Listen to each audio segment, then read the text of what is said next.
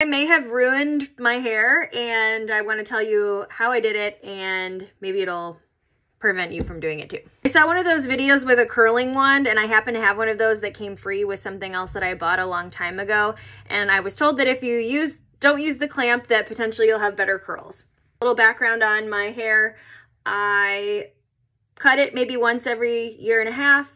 I let it air dry for the most part, and then only blow dry it for like 10 minutes when I need to blow dry it, and that's only maybe 2 or 3 times a week at most.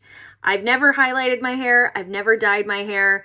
I don't straighten my hair, so pretty much it just is what it is. It's natural, and I've never had any issue with it. So anyway, I tried this new curling iron. Again, I don't use heat tools very often. I don't curl my hair very often, so I don't know a lot about it. And I didn't realize that this new curling iron or curling wand that I was trying that had no clamp, because I thought my curls would look better, was hotter than my normal curling iron, the ceramic one that I use.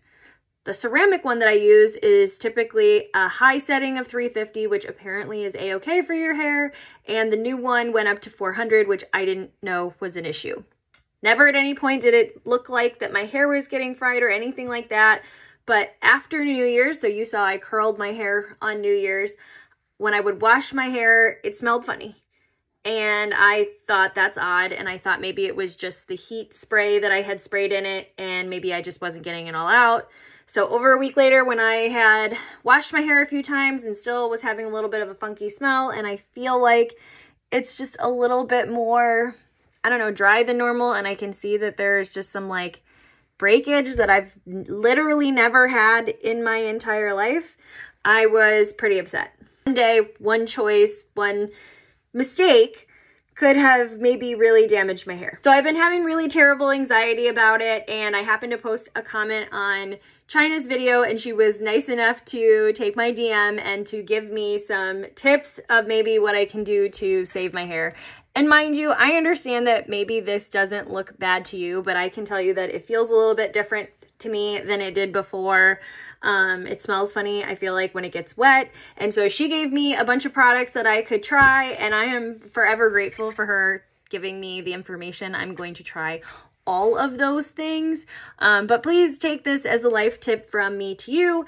If you have heat styling tools, what I learned from China, who is an expert, I am not, is that you should not use your heat styling tools anywhere near 400. I think she said 310 was the most that she would recommend, and always using a heat protector. So I will let you know if the products that she gave me to try worked for me. I'm sure they're fabulous products, and even if they don't work, it is likely not because they're bad products. It's likely because of what I did to my own hair. Let this be a lesson to you. Don't use too hot of heating tools on your hair, because even if you have never done anything to your hair for your entire life, you could end up messing it up like I did. And if you don't follow China, please go follow her. She's awesome and super kind. I will come back and I will let you know how they did, if they helped me at all. I'm sure anything will be better than what I got going on right now, because I'm so sad. Update. I did all the things that China told me to do with the products that she recommended. These are the products, in case you were wondering. I got them at Ulta. Because when an expert gives you advice, you take it. So, doesn't smell funny anymore. First, I used the shampoo that she recommended.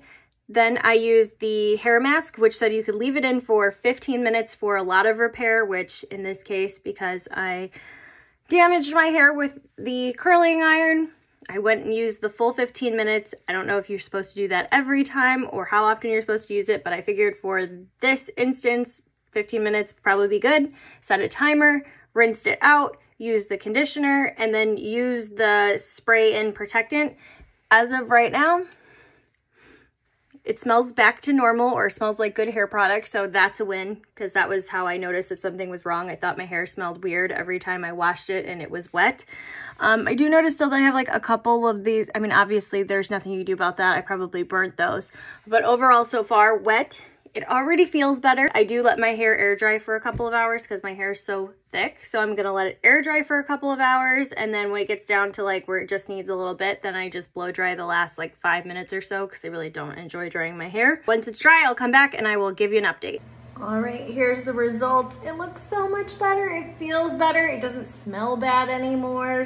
when it was wet before I brushed it out, it was really frizzy and you could see all the broken pieces. You can kind of see them all broken in the middle of my hair, but this is still way better than it was. And one last thing to do.